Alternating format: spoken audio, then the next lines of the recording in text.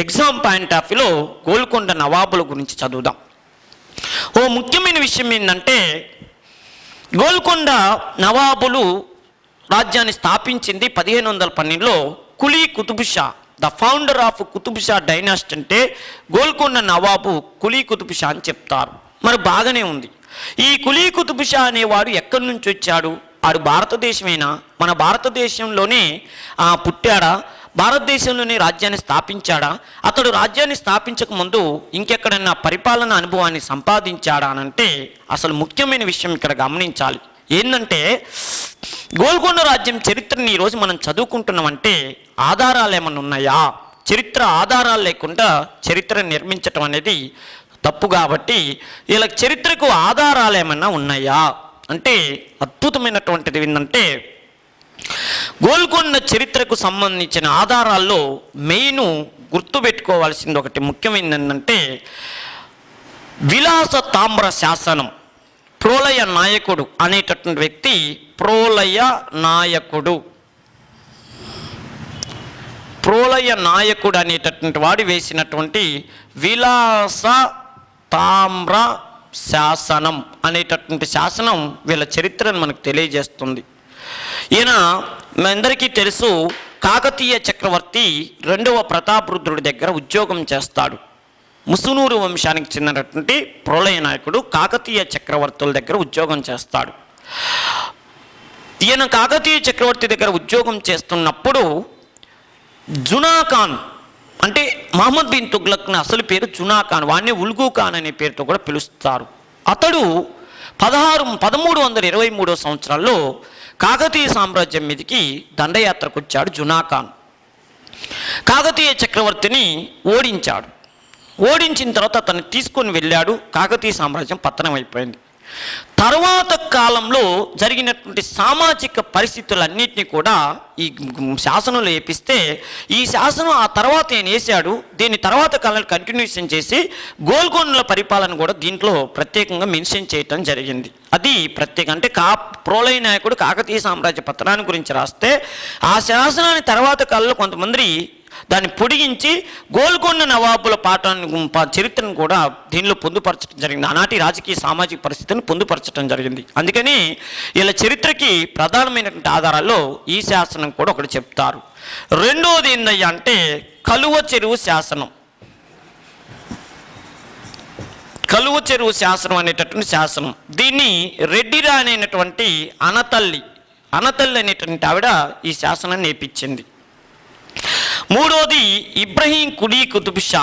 ఈ రాజవంశానికి చెందినటువంటి ఇబ్రహీం కులీ కుతుబ్ షా అనేటటువంటి వ్యక్తి నల్గొండ జిల్లాలోని గాజీనగర్ అనేటటువంటి ప్రాంతంలో ఒక శాసనం వేయించాడు.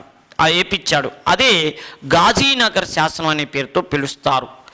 నెక్స్ట్ ఇంకోటి ఏంటంటే సితాబు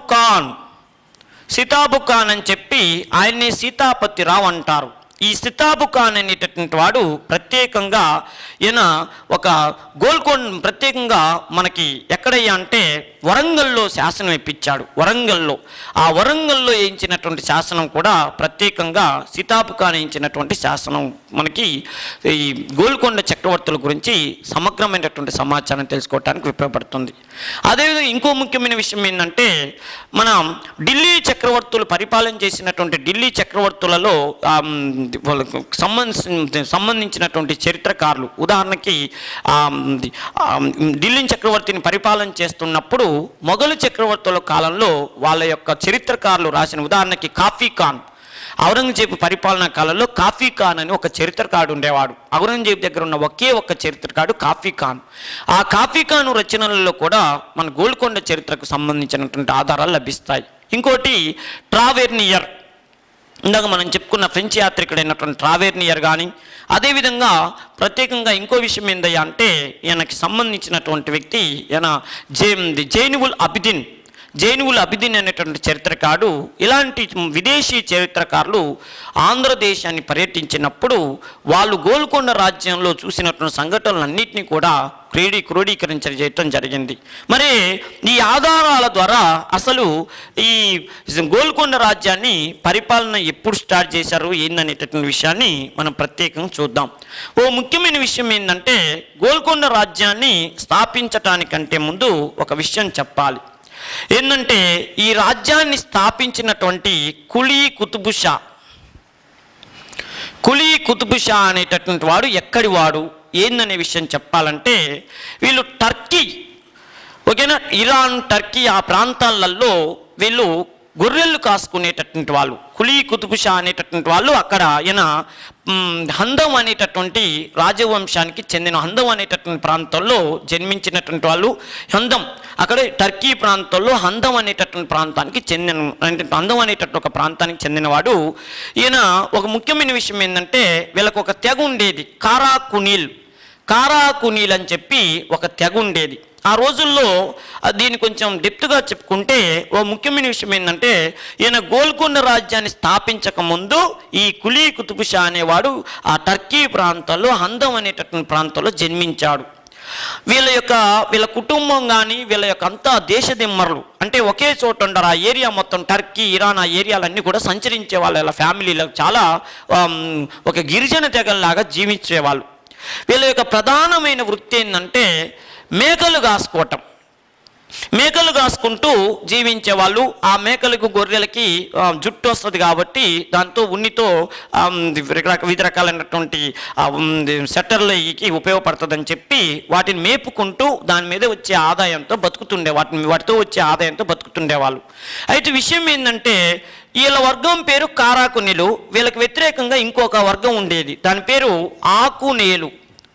ఆకునేలు అనేటువంటి ఒక తెగ, కారాకునీలు అనేటటువంటి రెండు తెగలు ఉండేవి. అయితే విషయం ఏంటంటే, వీళ్ళేమో నల్ల మేకలు కాసుకునేవాళ్ళు, వీళ్ళేమో తెల్ల మేకలు కాసుకునేవాళ్ళు. విషయం ఏంటంటే, ఆ తెగకు ఈ తెగకి కాంపిటీషన్. ఏం గొడవ అంటే, అక్కడ పచ్చిగడ్డి తక్కువ ఉండేది. ఆ పచ్చిగడ్డి కోసం వాళ్ళు కొట్టుకుంటుండేవాళ్ళు. అంటే మీరే మేపుకుంటే మా పరిస్థితి ఏందని చెప్పి అట్లా కొట్టుకుంటుండేవాళ్ళు. ఈ సమయంలో ఓసారి ఈ గడ్డి కోసం ఈ ఆదావుడు ఎందుకని చెప్పి ఆ తెగ ఈ తెగ ఇద్దరు కూర్చొని ఒకసారి ఒక ఆలోచనకు వచ్చారు. అరే, చూస్తేనేమో ఒకే గొర్రెల మందకి సరిపోయేటట్టు ఈ గడ్డి ఉంది. మనమేమో మీరు వస్తారు ఇక్కడే మేపుతారు, మేము వస్తున్నాం ఇక్కడే మేపుతున్నాం. ఇదంతా కాదులే కానీ ఒక సమస్య ఇప్పటికిప్పుడు పరిష్కారం అయితే ఏం చేద్దాం అన్నారు. మీరే చెప్పండి అంటే, ఈ కారాకునీలు తెగను ఆకునీళ్ళు తెగలు ఒక ఒప్పందానికి వచ్చారు. ఏంటంటే, మేకలన్నాడు దోలి మన ఇద్దరం కొట్టుకుందాం. అంటే మన ఇద్దరం అంటే మీ వర్గము మా వర్గం ఇద్దరం కొట్టుకుంటే ఏ వర్గం వారైతే యుద్ధంలో గెలుస్తారో ఆ గెలిచిన వర్గానికి ఓడిపోయిన వర్గం వాళ్ళు ఆ మేకలన్నీ, ఆ గొర్రెలన్నీ అప్పచెప్పి దేశం నుంచి, మన ప్రాంతం నుంచి వెళ్ళిపోవాలి, వనవాసం వెళ్ళిపోవాలి, ఇక్కడ ఉండటానికి వీల్లేదు అని చెప్పారు. అర్థమైందండి? గెలిచిన వాళ్ళకి ఓడిన వాళ్ళు ఆ మేకల సంపద ఇచ్చేసి వెళ్ళిపోవాలి, కనపడకుండా అన్నారు. అప్పుడు ఆలోచించారు, కరెక్టే కదా, ఈ మేకలు ఆధారపడితే అసలు ఈ గడ్డి అయిపోతే మనం మళ్ళీ ఎప్పటికైనా వెళ్ళిపోవాల్సిందే. అదేదో ఎవడో ఒకడు ఉంటాడు, ఎవడో ఒకడు బయటికి వెళ్ళిపోతారని చెప్పి సరే అని చెప్పి యుద్ధం జరిగింది. యుద్ధంలో విషయం ఏంటంటే, కారాకునీల్ తెగోళ్ళు ఓడిపోయేసరికల్లా విచిత్రం ఏంటంటే, అప్పుడు మనోళ్ళు ఇక కారాకునీలు అంటే కులీ కుతుబ్ షా వాళ్ళు ఓడిపోతే ఒప్పందం ప్రకారం గెలిచిన వాళ్ళకి ఇచ్చేసి ఇతడు వాళ్ళ తాతయ్య వాళ్ళతో కలిసి ఎక్కడికి పోదామా అని ఆలోచిస్తున్నప్పుడు ప్రపంచంలో ఎవరికైనా ఎమ్మటే గుర్తుకొచ్చేది ఏంటంటే మన భారతదేశమే గుర్తుకొస్తుంది. ఇది ఒక జంతు ప్రదర్శనశాల కాబట్టి ఎవడైనా భారతదేశానికి రావాలని చూస్తాడు.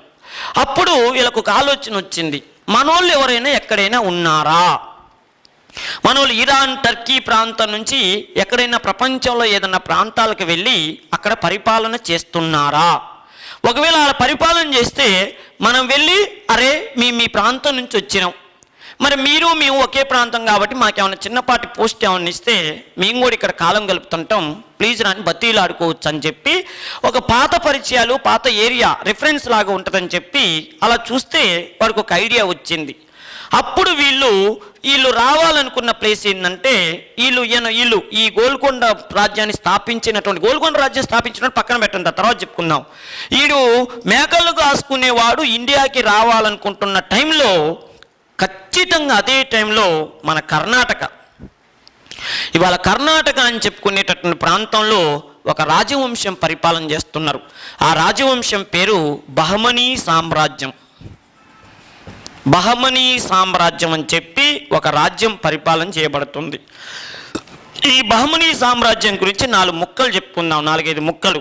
విషయం ఏంటంటే అల్లావుద్దీన్ హసన్ గంగు, అల్లావుద్దీన్ హసన్ గంగు అనేటివాడు ఈ రాజ్యాన్ని స్థాపించాడు. హసన్ గంగు ఈయన 1347లో అల్లావుద్దీన్ హసన్ గంగు గుల్బర్గా అనే రాజధాని, కర్ణాటకలోని గుల్బర్గా అనే రాజధానిగా చేసుకొని అల్లావుద్దీన్ హసన్ గంగు రాజ్యాన్ని స్థాపించాడు. ఆ తర్వాత బీదర్ అయిందనుకోండి, ఫస్ట్ గుల్బర్గా రాజధాని. ఈయన అని బహమనీ సామ్రాజ్యం, దాన్ని బ్రాహ్మణీ సామ్రాజ్యం అనే పేరుతో కూడా పిలుస్తారు. ఎందుకంటే విడదీస్తేనే ఇట్లా దీని మొత్తం కలిపి రాస్తే ఈ విధంగా చెప్తారు. ఏంటంటే అల్లావుద్దీన్ హసన్ గంగుని చిన్నప్పుడు ఒక బ్రాహ్మణుడు పెంచాడు. ఆ బ్రాహ్మణుడే అతన్ని పెంచిండని చెప్పి ఆ కృతజ్ఞతతో అతడు తన రాజ్యానికి బ్రాహ్మణుడి పేరు, ఒక ముస్లిం పేరు వచ్చేటట్టుగా బహమనీ లేదా బ్రాహ్మణీ సామ్రాజ్యం అని చెప్పి పేరు పెట్టుకొని గుల్బర్గాలో పరిపాలన మొదలుపెట్టాడు. అతడు ఫస్ట్ ఇక్కడి నుంచే వచ్చాడు, ఇరాన్ ప్రాంతం నుంచి వాళ్ళ ఫ్యామిలీ వాళ్ళు వచ్చారు. వాడు వాళ్ళ అమ్మ వాళ్ళ నుంచి తప్పిపోయాడు. కాకతీయ చక్రవర్తులతో యుద్ధం చేసేటప్పుడు వాళ్ళ అమ్మ వాళ్ళు యుద్ధంలో పాల్గొనేటప్పుడు ఈ పోరగాడు తప్పిపోతే వాడు అట్లా ఏడ్చుకుంటూ పోయి కర్ణాటక చేరిండు. కర్ణాటక చేరితే ఒక శివాలయం దగ్గర పడుకొని ఏడుతుంటే అప్పుడు ఒక బ్రాహ్మణుడు అతన్ని చేరదీసి వాడిని చదివించి ఆ స్థాయికి తీసుకొచ్చింది 1340లో. అప్పుడు తనకు సహాయం చేశాడని చెప్పి ఆ బ్రాహ్మణుని పేరు మీదనే బహమనీ సామ్రాజ్యాన్ని స్టార్ట్ చేశాడు. వాడు ఎప్పుడు స్టార్ట్ చేసిండు అంటే ఆడు పరిపాలన చేసేటప్పుడు, ఆడు ఈ రాజ్యాన్ని స్థాపించినప్పుడు మన భారతదేశంలో మహమ్మద్ బిన్ తుగ్లక్ అనేవాడు పరిపాలన చేస్తుండు. అంటే మహమ్మద్ బిన్ తుగ్లక్ వాళ్ళ అయ్య తర్వాత వాడి పరిపాలకుడిగా పరిపాలన చేస్తుండు. ఒక విధంగా చెప్పాలంటే మహమ్మద్ బిన్ తుగ్లక్ దుర్మార్గమైన పరిపాలన, వాడి చేతగాని పరిపాలన వల్లనే దక్షిణ భారతదేశంలో 2 రాజ్యాలు స్థాపించబడ్డాయి. ఒకటి విజయనగర సామ్రాజ్యం 1336లో స్థాపించబడింది. 1347లో బహమనీ సామ్రాజ్యం స్థాపించబడింది. అది మనం విజయనగర సామ్రాజ్యం పాఠంలో వీళ్ళు టాపిక్ వస్తుంది, అక్కడ చెప్పుకుందాం.